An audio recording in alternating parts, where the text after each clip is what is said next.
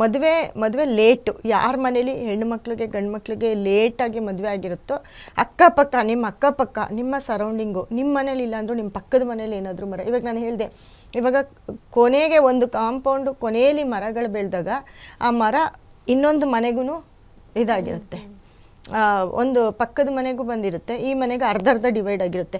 ಆ ಥರ ಇದ್ದರೂ ಕೂಡ ಮನೇಲಿ ಈ ಥರ ಇಲ್ವಾ? ತುಂಬ ಆ ಮರ ಯಾರ್ಯಾರ ಮನೇಲಿ ಇರುತ್ತೆ ನೋಡಿ, ಮದುವೆಗೆ ತುಂಬ ಪ್ರಾಬ್ಲಮ್, ಮುಖ್ಯವಾಗಿ ವಿವಾಹಕ್ಕೆ ತೊಂದರೆ ಆಗುತ್ತೆ ಹಲಸಿನ ಮರ ಹಾಕಿದಾಗ. ಅದು ಬಿಟ್ಟರೆ ಓಕೆ, ಬೇರೆ ಏನು ತೊಂದರೆ ಇರೋದಿಲ್ಲ. ಅದೇ ರೀತಿ ನೋಡಿ ದಾಳಿಂಬೆ ಮರ ಅಂತ ಹೇಳ್ತೀವಿ. ಇವಾಗೆಲ್ಲ ಶೋಗೆ ಪಾಟಲ್ಲಿ ಬೆಳೆಸ್ತಾರೆ, ಕೆಲವರೆಲ್ಲ ಹಾಕ್ಕೊಂಡಿರ್ತಾರೆ ತುಂಬ ಜನದ ಮನೇಲಿ.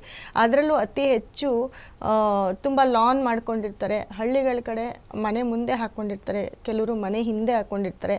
ಆ ದಾಳಿಂಬೆ ಮರನ ಹಾಕ್ಕೊಂಡಾಗ ಮನೇಲಿ ತುಂಬ ಅವ್ರ ಮನೇಲಿ ತುಂಬ ಹ್ಯಾಪಿ, ತುಂಬ ಖುಷಿಯಾಗಿ, ತುಂಬ ಹ್ಯಾಪಿಯಾಗಿ, ತುಂಬ ಅವ್ರ ಮನೇಲಿ ಎಲ್ಲ ಕೆಲಸ ಕಾರ್ಯಗಳು ನಡೀತಾ ಇರುತ್ತೆ, ಎಲ್ಲ ಕೆಲ್ಸಕ್ಕೆ ಹೋಗ್ತಾ ಇರ್ತಾರೆ, ಮತ್ತು ಹೆಲ್ತ್ ವೈಸು ತುಂಬ ಚೆನ್ನಾಗಿರ್ತಾರೆ. ಯಾರೆಲ್ಲ ಪೊಮೊಗ್ರನೇಟು ಮರವನ್ನು ಹಾಕಿರ್ತೀರೋ ಅವ್ರ ಮನೇಲಿ ಯಾವುದೇ ಕಾಂಟ್ರವರ್ಸಿ ಇರಲ್ಲ. ಅವ್ರು ಹೆಂಗೆ ಅಂತಂದರೆ ಆ ಮನೆಗಳಲ್ಲಿ ಹೇಗಿರ್ತಾರೆ ಅಂತಂದರೆ ಸಾಕು, ನಾವು ತುಂಬ ಚೆನ್ನಾಗಿದ್ದೀವಿ, ನಾವು ನೆಮ್ಮದಿಯಾಗಿದ್ದೀವಿ ಅಂತ ಒಂಥರ ಯಾರ ಕಣ್ಣು ದೃಷ್ಟಿನೂ ಬೀಳ್ದಂಗೆ ಆ ಮನೆಗೆ ಅಷ್ಟು ತುಂಬ ಚೆನ್ನಾಗಿರ್ತಾರೆ. ಫೈನಾನ್ಸ್ ಆಗಿರ್ಬೋದು, ಅಥವಾ ಮನೇಲಿ ಬಾಂಡಿಂಗ್ ಆಗಿರ್ಬೋದು, ಮನೇಲಿ ಮಕ್ಕಳಾಗಿರ್ಬೋದು, ಅವ್ರ ಮನೇಲಿ ಒಳ್ಳೊಳ್ಳೆ ಕೆಲಸ ಕಾರ್ಯಗಳು ಬೇಗ ಆಗ್ತವೆ, ಪಾಸಿಟಿವ್ ಆಗ್ತಾ ಹೋಗುತ್ತೆ. ದಾಳಿಂಬೆ ಮರ ತುಂಬ ಒಳ್ಳೆಯದು. ಅದು ಮನೆ ಮುಂದೆನಾದರೂ ಬೆಳೆಸ್ಕೊಳ್ಬೋದು, ಮನೆ ಹಿಂದೆನಾದರೂ ಬೆಳೆಸ್ಕೊಳ್ಬೋದು.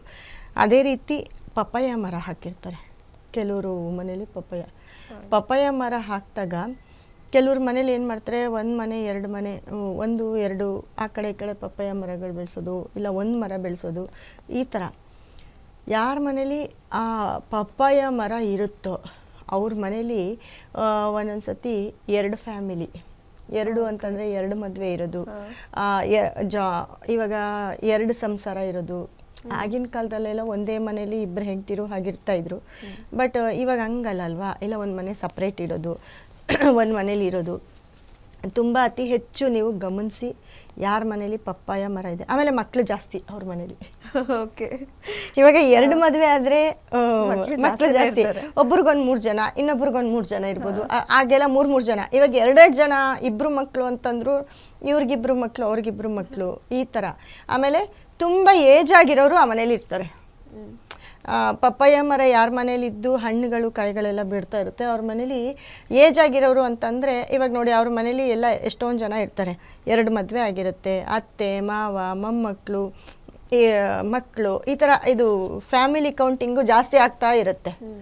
ಹಾಗಾಗಿ ಅಕಸ್ಮಾತು ಒಂದು ಮನೆ ಸಪ್ರೇಟಾಗಿದ್ದರೂ ಇನ್ನೊಂದು ಮನೇಲಿ ಇನ್ನೊಂದು ಫ್ಯಾಮಿಲಿ ಇದ್ದೇ ಇರುತ್ತೆ.